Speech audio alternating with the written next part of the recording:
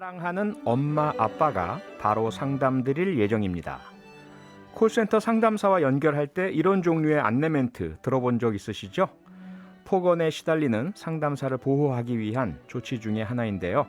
최근엔 감정 노동자들의 피해를 막기 위한 감정 노동자 보호 매뉴얼도 나왔습니다. 표창원이 만난 사람, 오늘의 주인공은 감정 노동자를 위한 매뉴얼을 직접 만든 분이죠. 감정 노동자 보호를 위한 전국 네트워크 한이님 정책팀장과 함께합니다. 어서 오세요. 안녕하세요. 네. 정부 통계를 보면 전국 감정 노동자가 800만 명이 넘는다고 하더라고요. 지금 방송 들으시는 청취자분들 중에서도 감정 노동자가 분명히 계실 텐데요. 오늘은 감정 노동자 여러분을 위한 고민 상담을 직접 받겠습니다. 감정 노동을 하시면서 어려움이 있으셨던 분들 한이님 팀장님이 직접 상담해 주신다고 하니까요. 지금 바로 문자 보내주세요. 문자 번호 샵 8001번, 짧은 글은 50원, 긴 글은 100원의 정보 이용료가 있고요. 무료인 스마트 라디오 미니 그리고 유튜브 댓글창으로도 참여가 가능합니다. 한 팀장님, 이번에 감정 노동자 보호 매뉴얼을 만드셨잖아요. 네. 우선 우리가 뭐 늘 쓰는 용어이긴 하지만 정확하게 감정 노동이란 게 어떤 건지 설명 그리고 좀 구체적인 예를 들어주실 수 있으실까요? 네, 뭐 감정 노동 그러니까 감정을 많이 써서 일하는 거가 감정 노동 아니냐 이렇게 생각하실 수 있습니다. 네. 일반 명사로는 뭐 맞는 얘기고요. 아하. 그러나 이것은 이제 고유 명사로 이미 이제 이론적 토대가 있는 개념이고요. 네. 그래서 이론에 따르면 감정 노동은 이제 고객을 대할 때 기업이 요구하는 대로 그리고 고객이 요구하는 대로 연기를 하는 행위를 의미합니다. 그래서 뭐 예를 들면 콜센터 노동자들이 제가 지금 목소리가 저음인데 안녕하세요 뭐 이렇게 받는 게 아니라 안녕하세요 이렇게 높은 톤으로 네, 뭐 사랑합니다 고객님 뭐 이런 거. 네네. 소울톤이거든요 그게. 실제는 사랑하지 않는데 사랑한다고 네. 감정이 연기를 해야 되잖아요. 네네네. 그렇게 연기를 하도록 요구받는 거죠. 아. 아니면 계속 이제 대면 노동을 할 때는 미소를 띄우고 아하. 내 속이 얼마나 시커멓게 타들어가는지 모르지만 네. 그래서 뭔가 연기를 요구받고 그대로 하는 행위 이것을 이제 고유명사로는 감정노동이라고 이야기합니다. 네, 그런데 우리가 일상적으로는 나도 우리 직장 상사 때문에 하고 싶은 감정 다 표현 못하고 억누르고 감정 노동하고 있어 이런 얘기 많이 하지 않습니까? 네네. 그런 거는 이제 최근에 또 화두인 직장 내 괴롭힘이라고 하죠. 그러니까 직장 내 괴롭힘. 누구나 내 감정을 오롯하게 솔직하게 상대방에게 표현하고 이야기할 수 있는 것이 정상 범위인데 그렇죠. 예를 들면 상급자가 하급자의 표정이나 태도가 상냥하거나 뭐 굽신거리지 않는다. 네. 뭐 이렇게 해서 문제를 삼는 것 자체가 이제 그것도 일종의 연기를 요구하지만 감정 노동이라고 하는 그 고유명사의 개념은 고객에 대한 것이고요. 이런 네. 경우는 부당하게도 직장 내에서 괴롭힘이 발생하는 형태라고 설명할 수 있겠습니다. 네네. 앞서 제가 말씀드렸지만 이번에 감정 노동자 보호 매뉴얼 만드셨잖아요. 네. 그 핵심 내용 좀 소개해 주시죠. 네, 한 3가지 정도로 정리할 수 있을 것 같습니다. 첫 번째는 그 이미 감정노동자 보호법이 산업안전보건법에 들어와 있거든요. 네. 근데 거기에서 핵심적으로 노동자들에게 부여하고 있는 권리는 고객으로부터 트라우마를 받지 않을 권리거든요. 그래서 폭력이 있기 전에 피할 수 있도록 하는 것이 핵심적인 내용인데 많은 사업장에서 각자 뭐 매뉴얼을 만들어서 보급하고 있는데 그 내용을 보니 뭐 한 6단계, 7단계까지 욕을 먹고 그때서야 전화를 끊을 수 있는 이런 시스템으로 돼 있어요. 아이고. 이거는 당초에 이 보호법의 취지를 왜곡하고 있는 이런 매뉴얼들이 굉장히 많아서 결코 그렇게 되면 이건 위법적 성격을 갖는다. 이런 것들을 좀 강조를 했고요. 네. 두 번째는 이제 우리가 악성 고객이 문제야 이렇게 생각할 수 있겠지만 사실은 악성이나 강성 고객의 사이즈는 전체 컴플레인을 하는 그 고객들 중에 아주 극소수거든요. 예. 그러면 절대적으로 다수의 컴플레인을 하는 유형에 대한 대응이 필요하다. 근데 그 유형이 뭐냐면 사실 합리적인 컴플레인 집단이에요. 네네. 예를 들어서 왜 기다리게 하냐. 왜 내가 원하는 정보를 정확하게 못 주냐. 뭐 전화를 왜 여러 번 돌리냐. 당신은 응대 못 이거 몰라? 이제 이런 거거든요. 네네. 그러니까 기업이 고객을 기다리지 않게 해야 하고 고객이 원하는 정확한 정보를 제공해 줘야 되는데 기업의 운영 시스템이 사람을 줄이고 대충 웃음으로 때우고 이제 이런 패턴으로 경영을 하고 있으니 소비자는 불만인 거죠. 예. 그래서 결과적으로 경영 시스템이 제대로 작동하지 않기 때문에 나타나는 문제점들을 소비자와 노동자가 싸우고 있는 이런 양상으로 이제 드러나게 되는 것이죠. 그래서 네. 이런 문제가 사실은 규모로는 훨씬 크다. 그래서 각 사업장에서는 이런 문제에 대해서 대응해야 된다. 뭐 아주 소수 악성 고객의 문제만 접근하는 것은 문제를 궁극적으로 푸는데 굉장히 한계가 있다라는 것이고요. 네. 그리고 세 번째는 이제 갈수록 우리 사회의 고용 구조가 복잡해지고 있습니다. 그래서 지금 원청, 화청 뭐 이렇게 얘기하는데요. 예를 들면 파견직 뭐. 네네. 예. 백화점이나 마트 같은 데 가면 입점업체 노동자들이 있어요. 그러니까 네네. 백화점이나 마트에서 일하는 모든 노동자들이 백화점 소속이거나 마트 소속이 아니거든요. 네. 그러니까 외부의 음식 회사에서 식품 회사에서 파견돼 가지고 파견도 아니에요. 그냥 입점해서 거기에 가서 일을 하는. 예를 들면 네. 시식 코너에서 만두를 잘라서 그 대접하시는 분들 계시거든요. 이분들 마트 소속 아니에요. 네. 그 만두 회사 소속이시거든요. 네. 근데 실제로 이런 분들은 마트에서 또는 백화점에서 고객으로부터 피해를 입는데 이 사람들을 보호해 줘야 될 사장님은 바깥에 있는 거죠. 아하. 그러면 실제로 그 건물 안에 들어오는 고객과 일하는 사람들을 총괄 관리하는 사람들은 마트고 백화점이거든요. 그러니까 사실 이분들은 그쪽에서 도움을 받아야 되는 상황인데 그러네요. 전혀 이런 것들이 이제 작동하지 않는 거죠. 그래서 이분들까지 보호해야 된다. 네.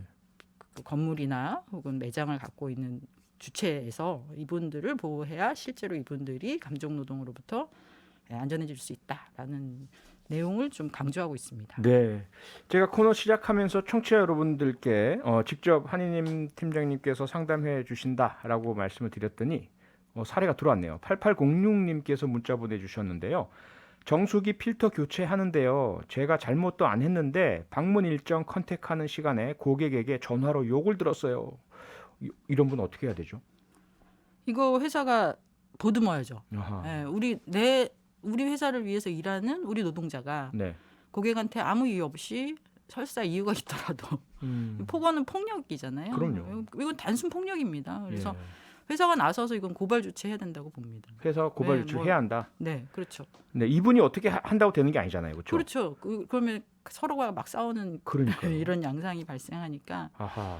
그래서 뭐 적절하게 피해자가 이해할 수 있는 수준으로 사과가 된다면 네. 저는 그렇게 풀 수도 있겠지만 그런 정도가 아니라 트라우마를 심하게 겪었다 이렇게 되면 저는 회사가 나서서 고발해야 된다고 생각합니다. 회사가 나서서 고발을 해줘야 되는데 지금 2217님께서도 문자를 보내주셨는데요.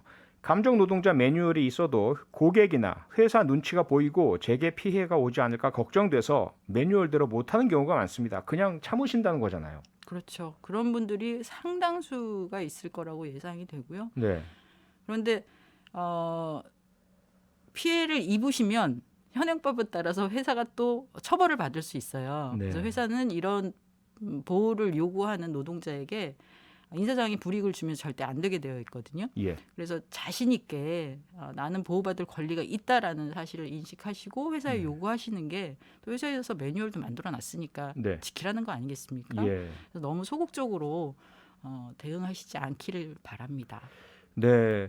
각자가 적극적으로 하시는 것도 필요하시겠지만 참 힘들 것 같고요. 현장에서는요. 그렇죠. 말씀하신 것처럼 국회에서 법을 만들어서 감정 노동자 보호 법안 그리고 직장 내 괴롭힘 방지법 다 만들었지만 현장에서는 실제로 역할을 못 한다는 얘기가 많습니다. 맞습니다. 예. 그래서 이런 것들을 조금 더 적응성 연착륙할 수 있도록 하는 게 네. 가장 좋은 방법 중에 하나는 고용노동부가 나서는 거예요. 그래서 수시로 사업장 감독을 하고 순회를 하면서 매뉴얼이 준비되어 있는지 네. 그리고 그 매뉴얼이 제대로 작동하고 있는지 매뉴얼이 제대로 만들어졌는지 이런 것들을 좀 감독하는 이런 활동들을 해야 네. 사업장 안에서 노동자들도 이게 나의 권리구나라는 것을 인식할 수 있고 그에 따른 또 액션을 취할 수도 있다라는 생각을 합니다. 네. 8806님께서도 회사는 나서지 않아요. 그러니까 결국 지금 한 팀장님 말씀처럼 고용노동부, 정부에서 좀 적극적으로 회사의 감독, 지도, 현장 조사 이런 것들을 해야만 이게 현장에서 법이 제대로 집행된다는 그런 말씀이잖아요. 그렇죠. 그 고용노동부를 움직이게 할 수 있거나 혹은 뭐 추가로 어떤 뭐 대책들이 좀 더 마련되어야 이 현장 문제가 해결된다. 이런 게 있을까요? 뭐 왕도가 있는 것 같지는 않고요. 예. 우리 표 선생님께서도 국회에 계셨었지만 국정감사를 계속 하시잖아요. 예. 기관 감사들 하시는데 네. 노동부에서 해야 될 일이 너무 많긴 하지만 예. 이제 특히 노동자들이 안전하고 건강하게 일할 수 있게 하자라는 것이 요즘에 뭐 중대재해처벌법도 있고 뭐 해서 굉장히 사회적으로 관심이 있는 영역인데 네. 뭐 국회에서도 좀 애써 주셔야 될 것 같고요. 예. 노동부도 그 질타를 받고 또 본연의 감독 기능을 좀 강화하는 뭐 이런 노력이 필요할 것 같습니다. 네. 근데 죄송한 말씀이지만 국회에서 국정감사 때 질타를 하면 그때는 막 이렇게 고치겠습니다, 잘하겠습니다, 뭐 죄송합니다, 뭐 이렇게 하시는데 시간이 흐르면 현장에서 변화가 잘 안 일어나는 것 같아서 좀 뭐랄까요, 한계를 느끼고 좀 안타깝더라고요. 네. 그래도 계속 해주셔야 됩니다. 그래도 계속 해야 되겠죠. 네. 미니로 허선미님께서는요, 녹음을 하는 게 최선인 것 같아요. 그러니까 증거를 확보해야 된다. 소송 대비라든지 고발이라든지 이런 것들을 염두에 두신 것 같은데 어떻습니까? 같은 조언을 해주시고 계신가요? 네. 일단은 지금 뭐 몇몇 조직에서는 이제 웹캠이나 네. 녹음기 같은 거를 회사가 보급하기도 해요. 네. 왜냐하면 워낙 이게 막 너무 폭력이 심하니까 네. 또 의지가 있는 회사들도 있거든요. 우리 직원들 보호해야 돼. 예, 그래서 그런 거를 보급하는 경우도 있습니다. 그리고 또 노동조합이 그런 거 보급해 주세요 이렇게 요구하는 경우도 있고. 네. 근데 이제 그게 상대방 가해자에게 고지하지 않고서도 내가 그 피해자로 들어가 있으면 고지하지 않고도 촬영이 가능하고 그것이 법정에서도 증거물로 채택이 되기 때문에 예. 걱정하시지 걱정하시지 않고 녹음하시거나 촬영하시는 거에 대해서 네. 그 뭐 법정에서만 쓸 자료이기 때문에 하셔도 된다. 이렇게 말씀드릴 수 있겠습니다. 네. 자신의 보호를 위해서 자신이 참여된 대화 녹음하셔도 되니까 뭐 그런 부분들을 보호막으로 사용하셔도 좋다는 말씀이시고요. 6319님께서는요. 택시 기사도 감정 노동자에 해당되나요? 이렇게 질문 주셨어요. 네, 뭐 이론적으로는 뭐 하루 노동 시간 중에 뭐 20% 이상 고객을 만나야 된다, 혹은 네. 50% 이상 이렇게 고객을 만나야 된다, 그래야 감정 노동자다. 뭐 이런 논란이 있지만 예. 우리 택시 기사님들은 100%죠. 아하. 예, 물론 뭐 고객이 없어가지고 하루 종일 돌아다니시는 경우도 있겠지만, 네네. 뭐 택시 노동자야 당연히 감정 노동자라고 봐야죠. 게다가 아하. 밤에 주치 폭력 네. 굉장히 많이 노출이 되시잖아요. 맞아요. 낮 시간도 그렇지만 맞아요. 특히 이렇게 야간에 노동하시는 분들은 훨씬 더 심각한 감정 노동 상황에 있다, 이렇게 볼 수 있겠습니다. 네. 감정 노동도 산업재해로 인정받은 사례가 있다면서요? 예, 요즘에 굉장히 많이 인정받고 있고요. 네. 아예 산업재해 인정 기준에 고객으로 인한 피해 발생이라고 하는 내용이 딱 적시가 되어 있어요. 어허. 그래서 주로 이제 뇌심혈관계 질환, 네. 굉장히 스트레스 받고 이러면 이제 혈관이 터지거나 뭐 막히거나 이제 이런 경우에 쓰러지고 이런 경우도 있을 수 있고 그리고 고객 폭력을 겪고 이제 당일 밤 막 사망한 사례, 이런 것들도 지금 산업재해로 인정하고 있고, 네. 심장 호흡곤란, 뭐 심장 압박 이런 거로 쓰러지시는 사례, 이런 것들도 지금 다 산업재해로 인정받고 있습니다. 가장 네. 이제 보편적인 건 우울이에요. 아하. 그러니까 만성적으로 고객에게 시달림을 당하면 이제 네. 서서히 정신 건강이 후퇴하게 되는데, 그게 일반적으로 가장 많이 나타나는 우울증 에피소드들입니다. 이제 이런 것들이 가장 많이 승인받는 사례입니다. 네. 지금 청취자분들께서 무척 많은 감정노동 피해 사례들을 보내주고 계시는데 시간 관계상 다 답변을 못 해드려서요. 종합적으로 감정노동 겪는 분들께 어떻게 하면 도움과 지원을 받을 수 있는지, 이거 좀 조언을 좀 해주시죠. 네, 우선은 일단 내가 뭐 어떤 증상이 있다. 정신적으로 너무 피폐했고 우울에 빠져 있고 아니면 깜짝깜짝 놀라고 뭐 정말 가슴이 호흡 곤란이 오고 이런 상황이면 이미 이제 많이 진행이 된 거라서 네.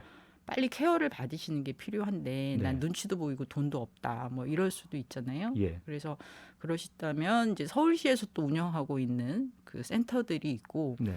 또 보건소에서도 이런 걸 운영을 하고 아, 보건소요. 예, 그리고 네. 이제 50인 미만 사업장들 노동자들만을 대상으로 하는 근로자 건강센터라는 조직이 또 전국에 요소요소에 있습니다. 네네. 전국에 있고 또 지역에 있는 보건소나 센터들 이용해 주시기를 네.